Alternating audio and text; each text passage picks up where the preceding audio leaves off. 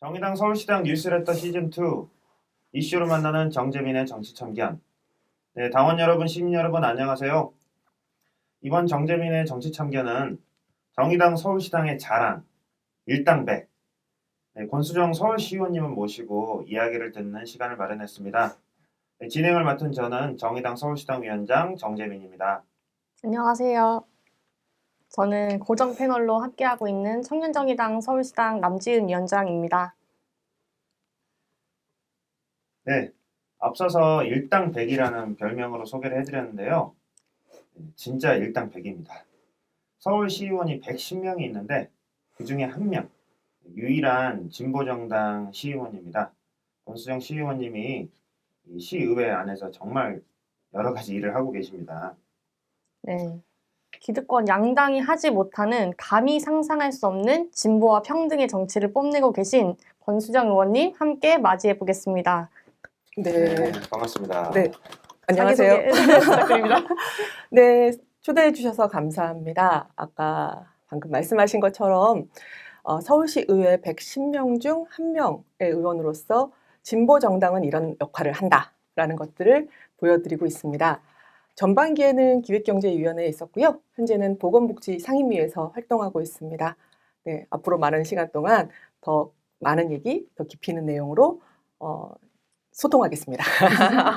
처음이라. 네, 오늘은 권수정 의원 특집입니다. 총 3부로 이야기를 나눠볼 텐데요. 1부는 우리 의원님이 의원이 되시기 전에 어떤 삶을 살아오셨나, 라이프 스토리 이야기를 좀 나눠볼 거고요. 2부는 정의당의 유일무이한 서울시의원의 삶이 대체 어떤가, 그 이야기를 좀 나눠보려고 하고요. 그리고 3부는 이제 임기가 얼마 남지 않았습니다. 벌써 4년이라는 시간이 어느덧 흘러서 임기가 얼마 남지 않았는데 앞으로 남은 시간 서울시의원으로서의 목표, 포부 이런 이야기를 듣는 순서로 진행을 하도록 하겠습니다. 네, 그러면 1부 우리 의원이 되시기 전에 권수정은 어떤 삶을 살았나, 네, 그런 얘기를 좀 나눠보겠습니다. 제가 좀 찾아봤는데요. 물리학과 출신이시더라고요. 네. 네, 그래서 이 의원이 되시기 전에 삶이 예측 불허인데 과연 어떤 삶을 살아오셨는지 좀 얘기를 나눠주셨으면 좋겠고, 특히 이 대학 시절에 어떤 삶을 사셨나 그 얘기도 좀 해주시면 좋을 것 같습니다. 네, 그냥 제가 자연스럽게 네, 말씀드리면 네, 되나요? 얘기하시면 됩니다. 네. 사실 감추고 싶은 과거가 뭐 그렇게 많은 사람은 아닙니다만 네, 물리학도였습니다. 고등학교 때도 남녀공학 학교를 다녔었고요. 그때도 가장 좋아하던 과목이 수학하고 물리, 지구과학이었거든요. 가장 못하던 과목이 뭐 한문, 뭐 그다음에 국사, 막 이런 거 있잖아요. 그런 쪽은 잘 모르고 그래서 숫자로 대입해서 보는 세상이 재밌었어요. 그래서 물리학과를 가겠다고 하니까 뭐 선생님도 말리시고 그다음에 부모님도 말리시고 다 말렸던 거를 끝끝내 고집 피워서 물리학과를 간 거였고 좋아서 갔습니다. 근데 공부를 하다 보니까 참 어려운 학문이 그렇게 좋아했음에도 불구하고 어려운 학문이라 중간에 조금 이 길로 계속 저의 노동을 할 수 있겠다는 생각이 좀 들지 않아서 결국 중간에 좀 포기를 했죠. 그리고 다른 삶을 살았는데요. 대학교 때의 삶을 한마디로 표현하라면 질풍노도 우리 그 노래 중에도 노래 중에도 있잖아요. 꽃빛 풀린 망아지? 막 이런 걸로다가 제가 표현을 흥청망청. 흥청망청은 아니었어요. 집이 뭐 그렇게 잘 살지 못해서 흥청망청은 아니었고요. 꽃빛 풀린 망아지처럼 사실 집안에 딸만 넷인 집의 첫째예요. 그리고 어머니께서 되게 독실한 기독교이시기도 하고 그래서 담벼락 바로 옆이 교회인 집만 살았어요. 거의 그렇게 살고 동생들하고도 뭐 제가 책임져야 되고 이렇고 또 가부장적인 경찰 아버지 밑에서 막 이렇게 살다가 집이 청주 고등학교까지는 청주에서 나왔으니까요. 그러다가 이제 카이스트를 못 가니까 이제 대학원은 카이스트를 갈 거예요라고 얘기하면서 충남대를 갔어요. 그러면 떨어져 살기 시작했잖아요. 부모님하고. 자유가 시작됐군요. 그렇죠. 그래가지고 또 남자 동기들도 대단히 많고 그래서 막 놀러 다니기 바빴고 워낙 또 호기심이 많아서 이것저것 시도를 많이 하던 시절 이라고 보시면 될 것 같고 고등학교 때까지 그 정돈된 삶보다는 조금 더 많은 경험을 축적하던 시기라고 좀 보시면 좋을 것 같고요. 또 많은 인터뷰에서 말씀드렸지만 다양한 학생 운동을 하시는 분들을 보면서 도대체 저 사람들은 뭐 하고 사는 사람이야? 아, 매일이 아닌 것 같은. 생각을 하면서 저는 열심히 놀고 즐기던 그리고 호기심을 채우던 그런 시기였다고 말씀드릴 수 있을 것 같아요. 네. 아무튼 한마디로 얘기하면 이제 대학에 가셔서 아주 자유를 만끽하는 네. 그런 삶을 살고 특히 학생 운동이나 이런 것과는 전혀 거리가 멀었다. 그렇죠. 네. 삶이 돌아가는 세상이 네. 돌아가는 방식과 제가 어떻게 연결되는지에 대해서 잘 모르고 지냈던 4년이었다고 감히 저는 반성 겸 평가를 하고 싶습니다. 네. 아무튼 그런 삶을 살아오셨던 네, 분인데 네. 또 이렇게 대한민국의 진보 정당의 시의원이 되셔가지고 이렇게 삶을 살고 있는 게 참 신기하다. 네. 그러면 그 자연스럽게 이제 대학을 마치고 이제 그 스튜어디스가 되셨는데 어떻게 스튜어디스가 되셨는지 그것도 좀 궁금하고요. 그리고 이제 거기에서 어쩌면 이제 노동 운동을 시작을 하셨습니다. 제가 이제 이력을 쭉 보니까 이제 아시아나 항공 노조 위원장도 하시고 그리고 공공운수연맹인가요? 네. 네, 거기서 부위원장도 하시고 또 민주노총 여성위원장도 하셨습니다. 그래서 굉장히 이제 노동운동 과정에 또 주요한 직책들을 맡으시면서 많은 역할을 하셨던 것 같은데요. 어떻게 또 노동운동에 또 뛰어들게 되셨는지 그것도 좀 궁금합니다. 그렇죠.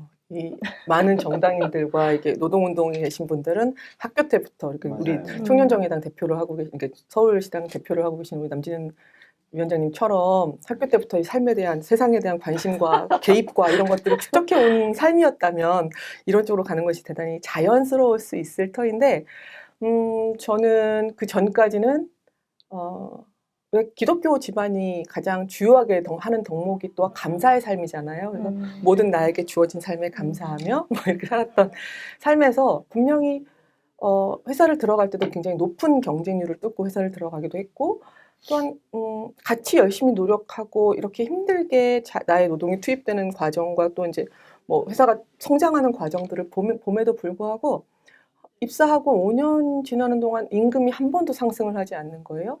그리고 외국을 많이 다니니까 이제 외국의 사례들을 많이 보잖아요. 그러니까 외국 항공사들은 승무원들이 이제 한 60에서 70시간의 비행 시간을 하게 되면 나머지는 쉬거나 자기 개발을 할 수 있는 시간이 주어진다면 제가 입사해서 처음에 비행기를 한 120시간에서 140시간을 탔거든요. 거의 2배에 가까운 시간을 타기도 하고 또한 저는 모르겠어요. 딸만 넷인 집에서 자라서 그런지 몰라도 이렇게 집안 내에서의 성차별이나 이런 것들에 대해서 민감도가 좀 떨어졌다가 회사를 딱 들어갔는데 분명히 같은 4년제 대학을 나왔음에도 불구하고 남성과 여성의 호봉 차이부터 시작하여서 교육에 뭐 들어가면 여성은 막내서부터 시작해서 화장실 청소부터 시작해서 막 다 단계를 밟아가야 하는데 남성들은 면세품 판매하다가 바로 사무장으로 올라가는 이런 교육 시스템 등등이 너무나 확연하게 보이기 시작하는 것을 이것을 없애려면 어떻게 해야 되는 건데 하고 주변과 이야기하고 하나씩 문제 제기하고 하다 보니까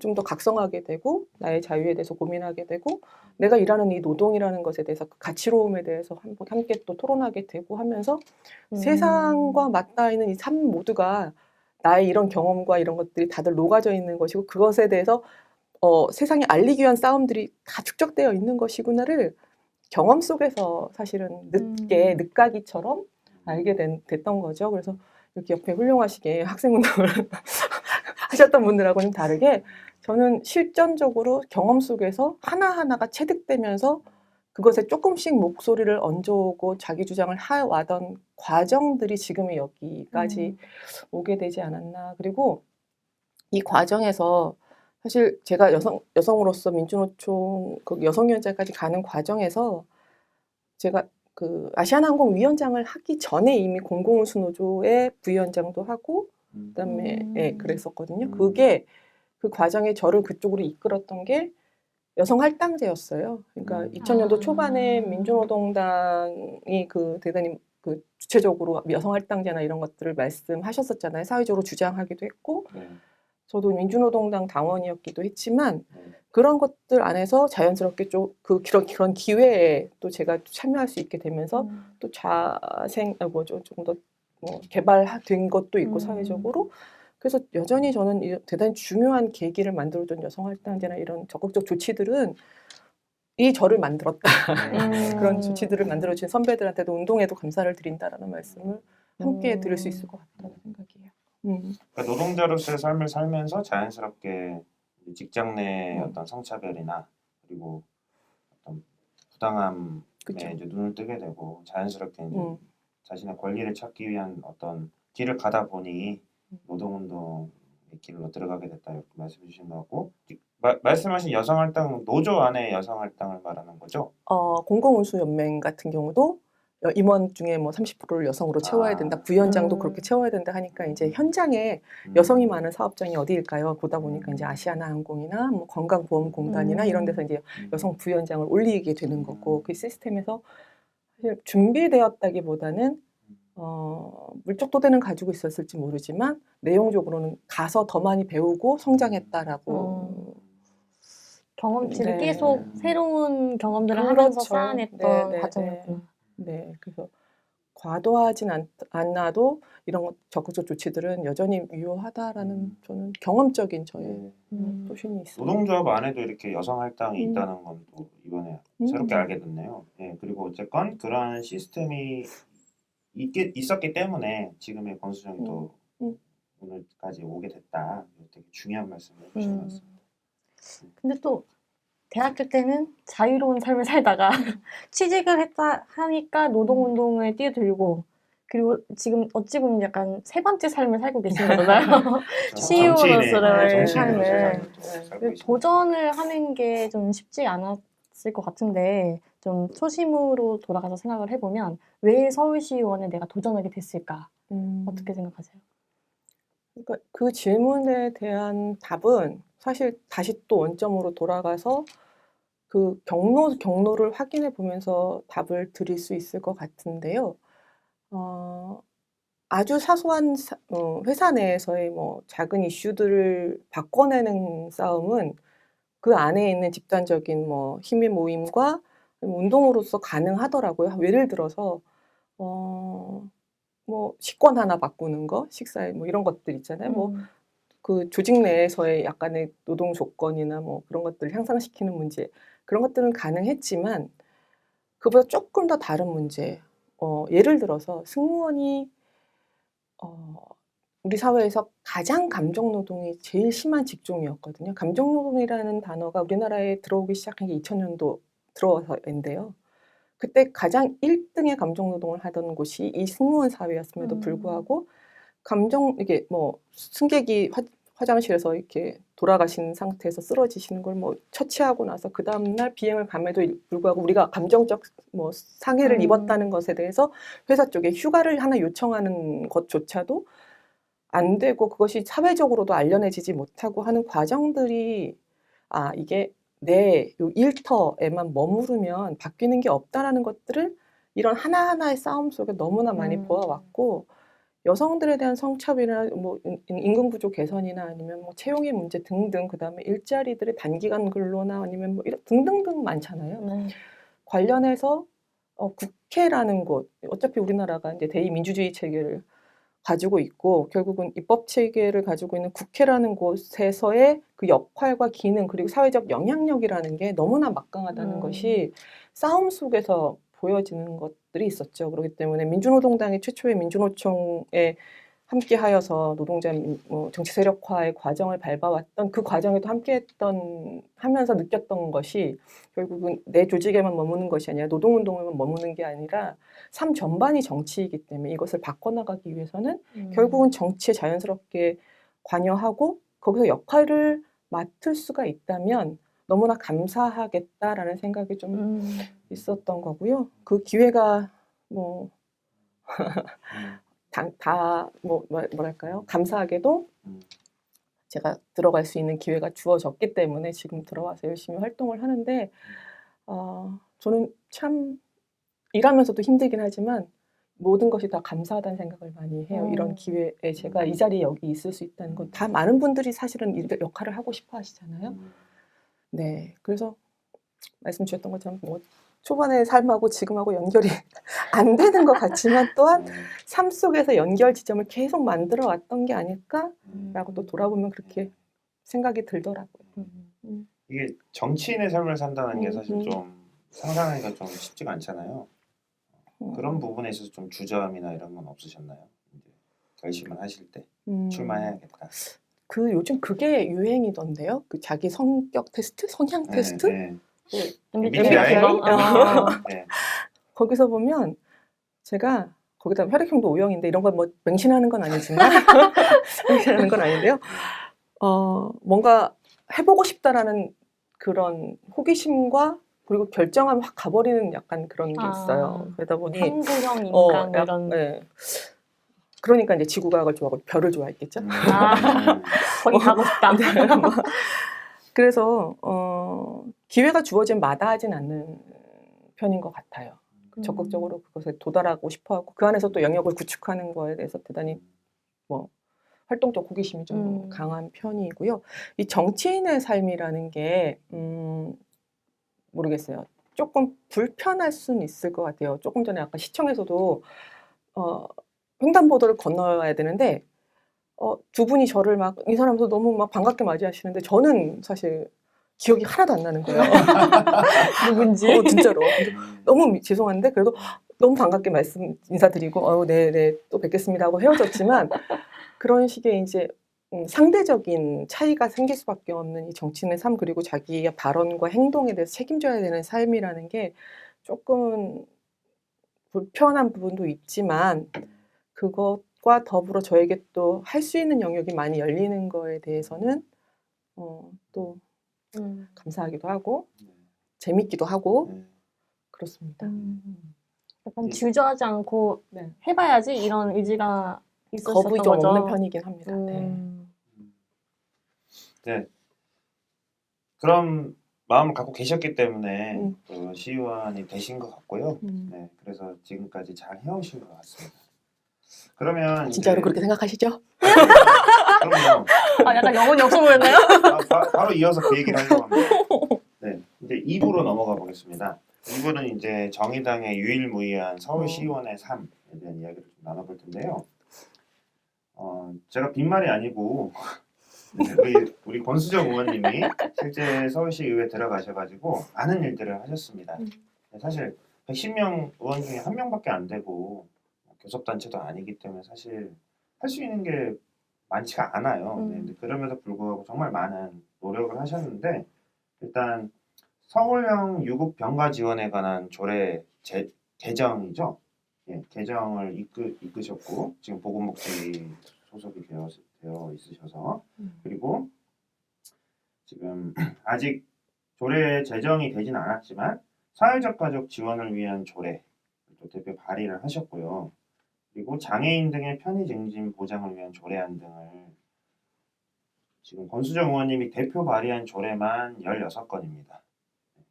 그리고 공동 발의한 조례가 또 156건이고요.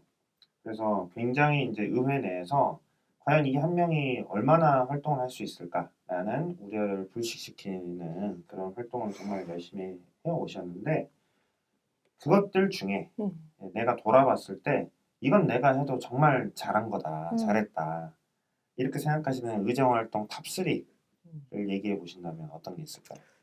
그러게요. 이게 정치인은 자기 PR을 잘해야 된대요. 그럼요. 그리고 지금 그리고- 다 깔아놨어요. 어, 레드카펫.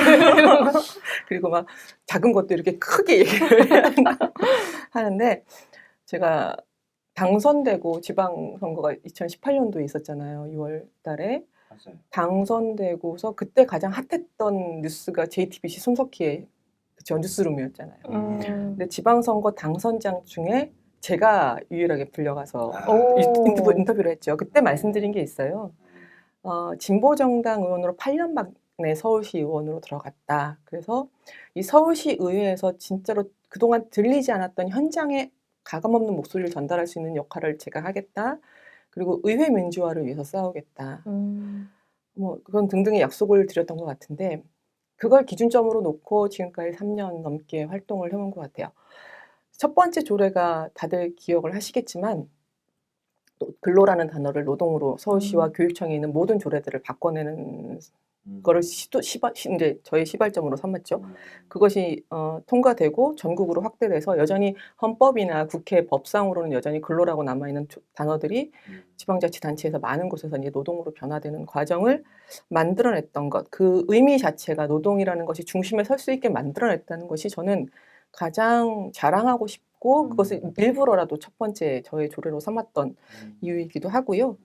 두 번째는 약속드렸던 것처럼 소수자성의 확대 그리고 보여주는 가시화 등등에 대해서 활동을 많이 하려고 노력을 했습니다만 그 중에서 최근에는 조례를 이제 만들어내긴 했지만 2018년도 초반부터 저 들어가서 나서부터도 계속 문제 제기하고 뭔가 시스템을 만들기 위해 노력했던 게 디지털 성폭력 관련해서였어요.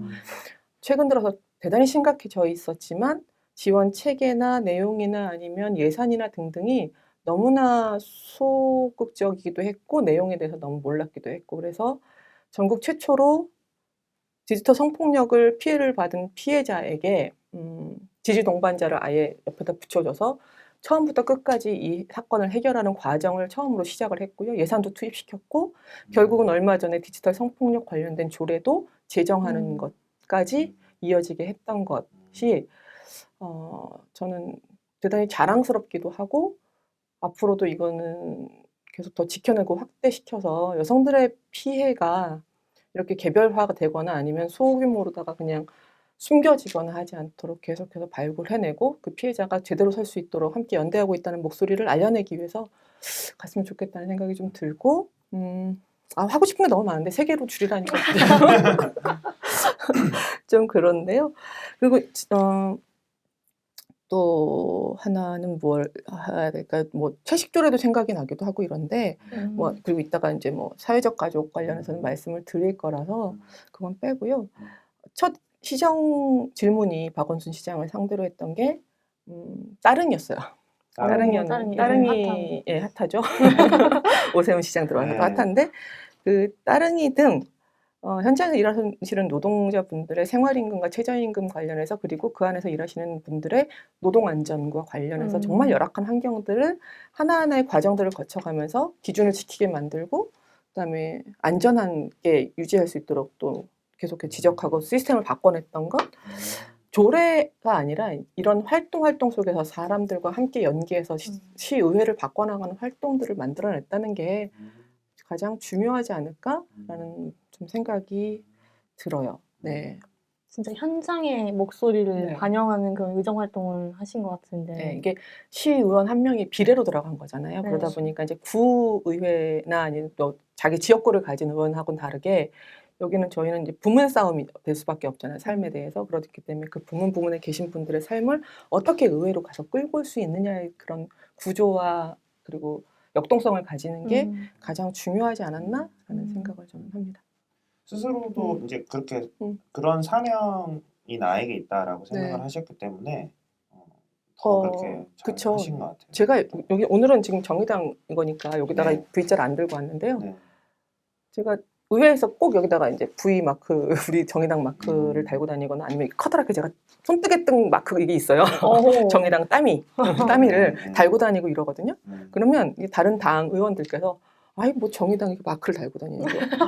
아니 정의당 의원이 정의당 마크를 달고 다녀야죠. 저는 여기에 정의당 대표로 원내대표기도 하고 당대표이기도 하고 그렇지 맞아요. 서울시 의회에서는 저는 정말 정의당으로 와 있습니다. 이런 얘기를 많이 하거든요.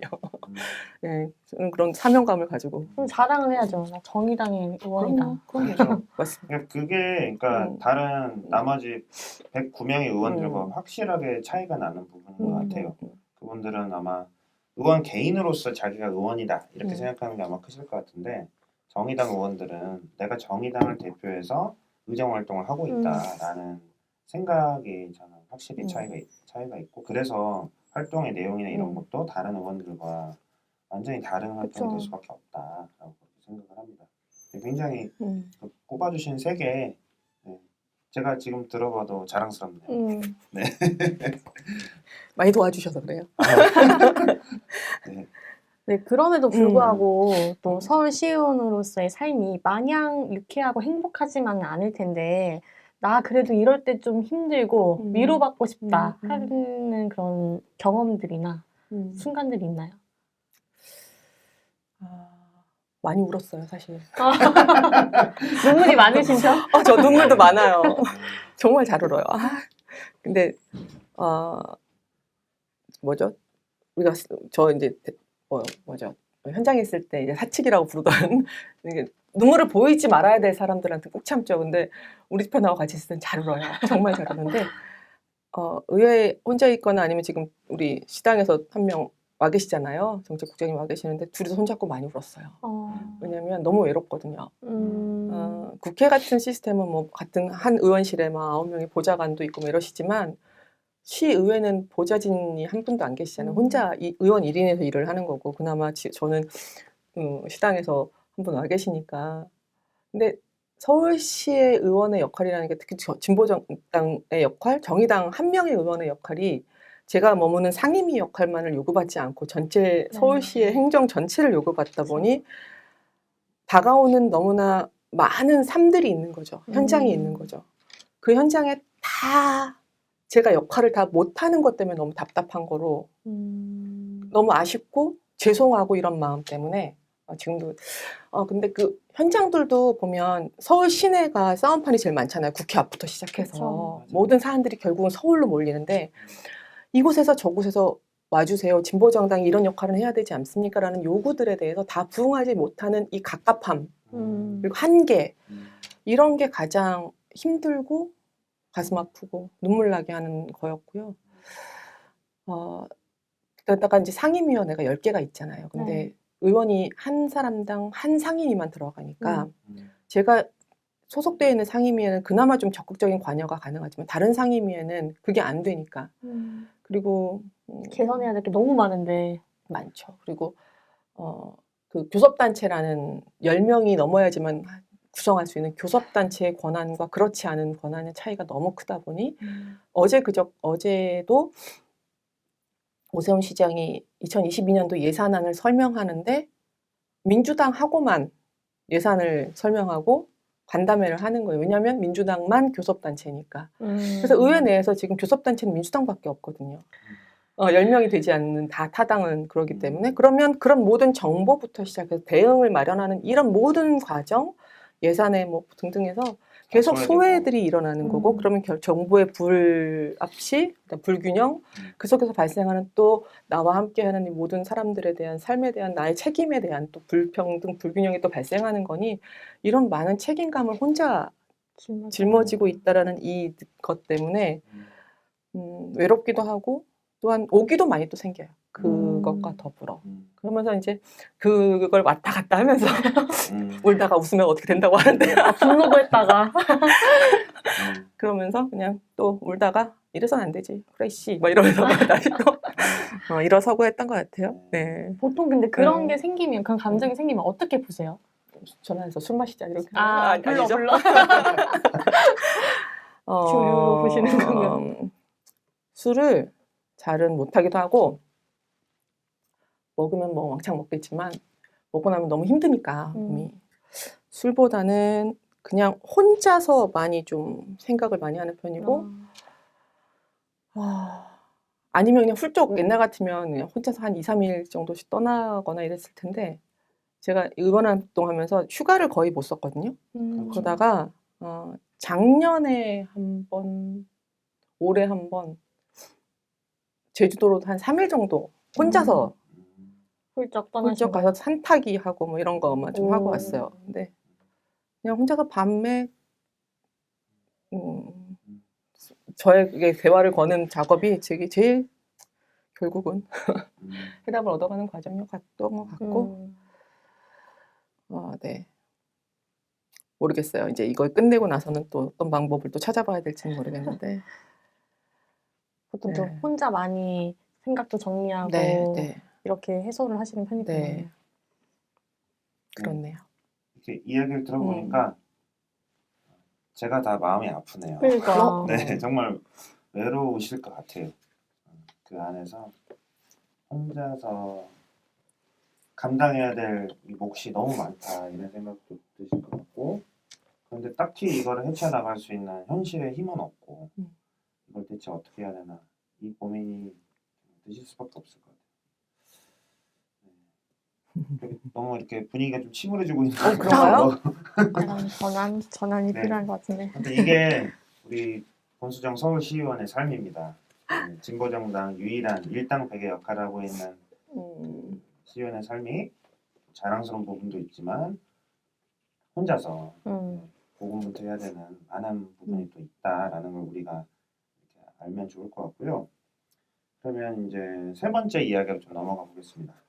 세 번째 이야기는 이제 서울시의원 임기가 벌써 얼마 남지 않았습니다. 한 8개월 정도 남았나요? 그렇죠? 시간이 정말 빨리 흘러가는 것 같아요. 의원님이 의원 되시고 아까 말씀하신 손석희 시선집. 네, 시선 집중해서 뉴스룸, 인터뷰를 뉴스룸. 뉴스룸에서 저기 인터뷰를 하신 게 엊그제 같은데 벌써 시간이 3년 2개월이라는 시간이 흐르고 2개월이 아니고 3년 4개월이라는 시간이 흐르고 벌써 8개월 정도밖에 안 남은 것 같아요. 그래서 앞으로 이제 서울시의원으로서 갖고 있는 목표 이런 얘기를 좀 나눠보겠습니다. 일단 얼마 전에 기자회견을 했습니다. 저도 같이 이제 기자회견을 했었는데요. 서울시의회 브리핑룸에서 정의당 서울시당이 집중적으로 진행하려고 하는 이슈에 대한 기자회견을 했습니다. 바로 서울시 전월세 상한 조례 제정을 촉구하는 기자회견을 했고, 우리 권수정 의원님을 소개 의원으로 해서 정의당 서울시당이 이 조례 청원 운동에 나서겠다라는 기자회견을 했습니다. 그래서 이것 외에도 다른 의정활동 계획들이 좀 있으실 텐데요. 제가 말씀드린 그거 포함해서 앞으로 어느 부분에 좀 집중을 하시려고 하는지 설명을 해주시면 좋겠습니다. 네.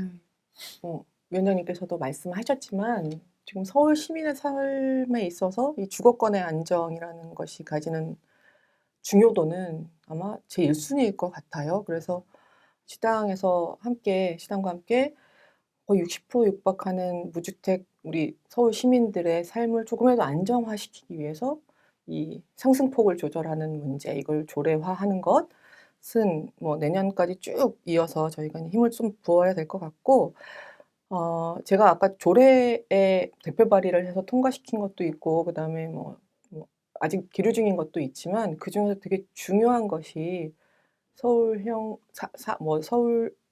사회적 가족 지원에 관한 조례가 지난번에 한 거의 2년 넘게 준비를 해서 상임위에 올렸지만 상임위에서 바로 심사 보류되어서 지금 계류 중에 있는 상태이고요. 공공기관 임원들 최고임금에 관한 조례라고 해서 최저임금보다 뭐 10배, 15배 높은 그 공공기관 임원들의 임금을 조절하는 뭐 조례부터 시작하여 그다음에 산업안전 조례와 관련해서 중대재해처벌법 통과된 이후에 그 내용을 좀 더 담아서 개정안을 낸 것도 지금 보류 중에 있고요. 이런 식의 이제 올라가 있지만 진행 안 되고 있는 것들은 제 의정활동 마무리 전에 어떻게든지 좀 가시적으로 완성하는 것들은 숙제로 남아 있어요. 근데 이제 그 중에서 임기 초부터 준비했던 게 사회적 가족 지원에 관한 조례거든요. 특히나 지금 코로나가 이제 2년째 들어서고 이제 뭐 사회적으로 함께 살기 이제 뭐 위드 코로나의 시기로 접어든다고 하지만 우리의 지금 기후 위기에 대응하는 속도로 보면 이런 상시적 위험의 반복은 너무나 예측되고 있는 상황에서 기존의 가족관계, 혈연관계 아니면 혼인관계 등등으로만 엮인 것을 인정하는 지금 행정 시스템, 가족관계, 돌봄의 뭐 제공의 단위 이런 것들을 해체하지 않으면 결국은 그 바운더리에 들어가지 못하는 다양한 삶의 목소리와 삶의 현장은 파괴될 수밖에 없다라는 건 너무나 지금 확인하잖아요. 그쵸. 확인하고 있어서 그 시스템의 대변환을 예고할 수 있는 아니면 만들어낼 수 있는 이 사회적 가족이라는 그 함의가 가지고 있는 어찌 보면 생활 동반자법이죠. 지금 같이 함께 살거나 서로를 케어해주고 있는 이 단위에 대해서 사회적 행정적 단위로서 인정하고 모든 지원을 그것을 통해서 하겠다라는 이 선언을 시의회에서 그리고 서울시에서 적극적으로 주장하고 뭐 약속을 받아냈으면 좋겠고 아니면 시민들께 많이 알려서 그분들로 하여금 동력을 얻고 이제 역사적인 이제 출발점을 만들어내는 것이 저의 지금 수건 사업이자 시당의 사업이고 그죠. 우리 정의당의 또 정의당의 너무 숙제이기도 중요하죠. 하고 네. 하다는 생각이 좀 들고요. 그래서 아마 남은 8개월은 뭐 내년에 지방선거도 저도 강서지역위원회 위원장이라서 저희도 후보 발굴과 또 이제 지역 사업도 해야 되지만 시의회에서는 이 사업을 아마 가장 주요하게 놓고 활동을 하게 될 것 같아요. 약간 자연스럽게 수건 사업까지 말씀을 해주셨는데 사실 사회적 가족이라는 그 범주는 예전에 언제 진선미 의원이 맞아요. 동반자법 발의를 하겠다 이렇게 했을 때 청년들이 되게 많이 환호를 했어요. 그리고 이거 만들어졌으면 좋겠다. 예. 되게 열의를 가졌는데 이번에 시의회에서도 이걸 좀 사업화하겠다. 조례를 만들어 보겠다 했을 때도 제 지인들이 너무 환영을 많이 했거든요. 우리가 꼭 이런 혈연이나 혼인 네. 관계가 아닌 다른 사람과 그 생활 공동체를 꾸려도 우리가 충분히 여러 가지 사회적 제도를 그 장치들을 우리가 보장받을 수 있겠다. 네. 이런 낙관이 있었기 때문에 근데 요즘 계속 더디고 막 사회적 합의가 필요하다는 굉장히 이 무책임한 표현들을 네, 쓰면서 우리의 현실을 외면하고 있는 이 좀 기득권 양당의 정치가 청년들에게도 크게 분노를 이끄는 그런 사안이다. 그리고 그걸 위해서 지금 권수정 시의원 단 한 명이 열심히 싸우고 있다. 우리가 박수를 보내지 않을 수가 없습니다. 네. 정말 네. 박수를 보내주시죠. 대신해서. 네. 근데 진짜 갑갑한 게요. 제가 이거 상임위에서 이걸 조례를 다룰 때도 타당이라고 보건복지위원회 저 말고는 다 민주당이에요.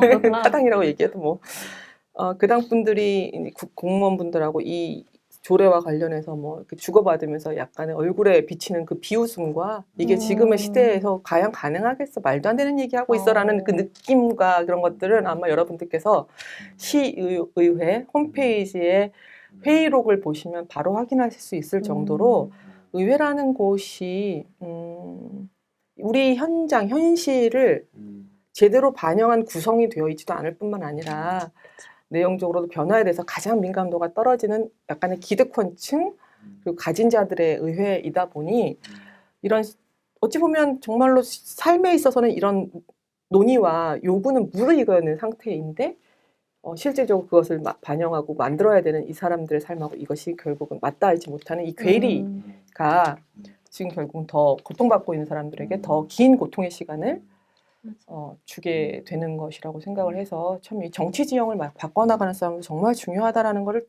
또한 혼자 있는 의회에서 뼈저리게 느끼기도 하는 과정입니다.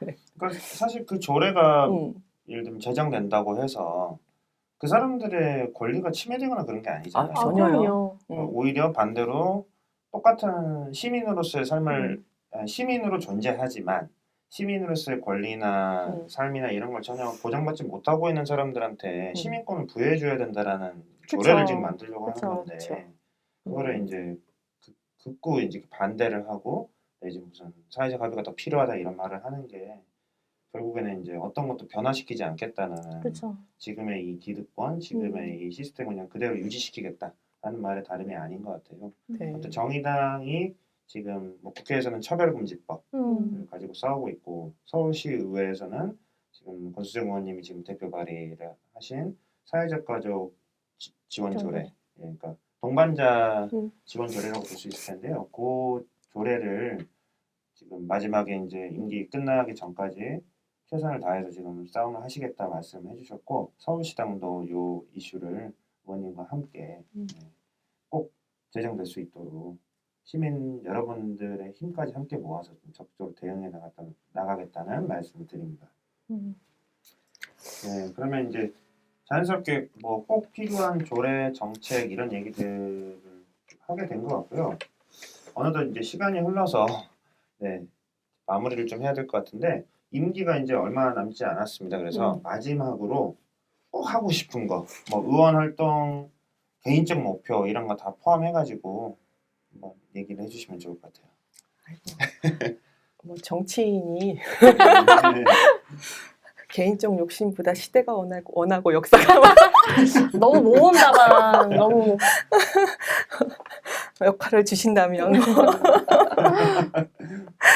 열심히 해야죠. 근데 사실 저는 아시아나항공에서 지금 휴직 상태에 있는 거잖아요. 그렇죠. 이게 임기가 끝나고 분명히 정치적인 재도전을 뭐 할 예정에 있고요. 뭐 작년이 아니죠. 올 초에 서울시장 재보궐선거에 나가겠다고 했다가 당에서 여러 함께 무산된 것도 있어서 경험적으로 그때 말씀드렸던 어떤 서울을 만들고 싶다라는 그 이야기를 다시 한번 할 수 있는 기회가 주어진다면 그것에 최선을 다하고 싶고요.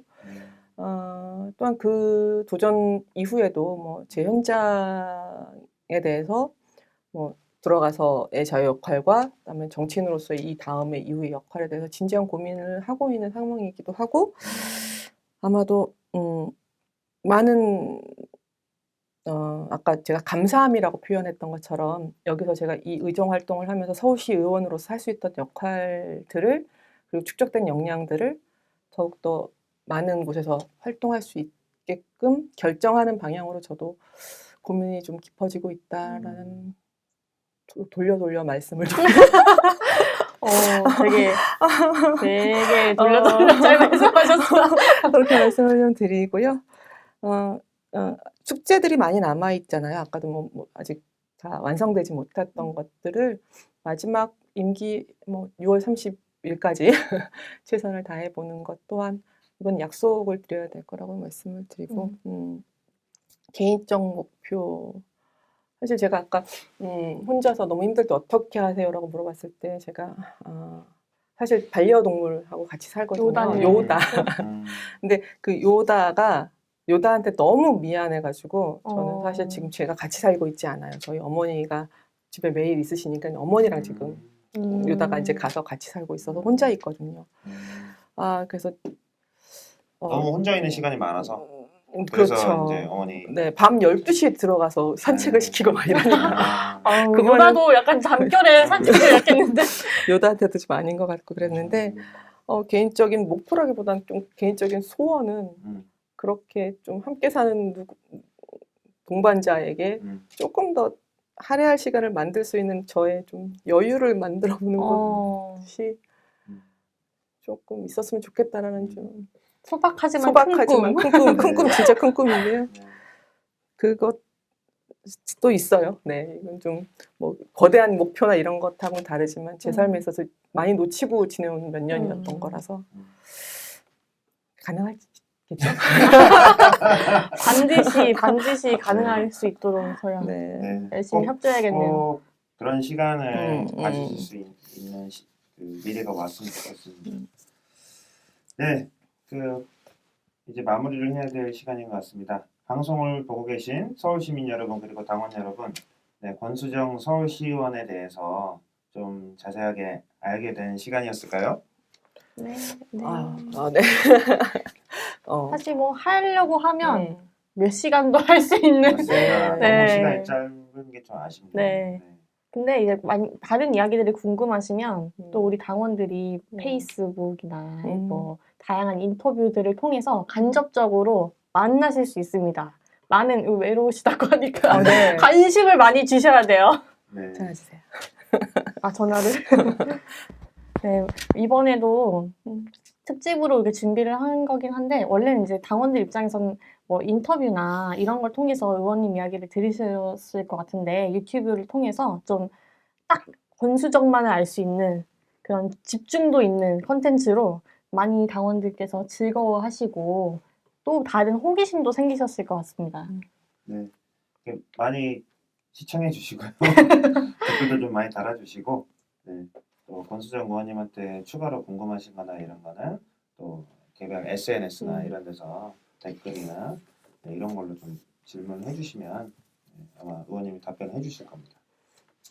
네, 정지민의 정치참견 권수정 의원 특집편이었습니다.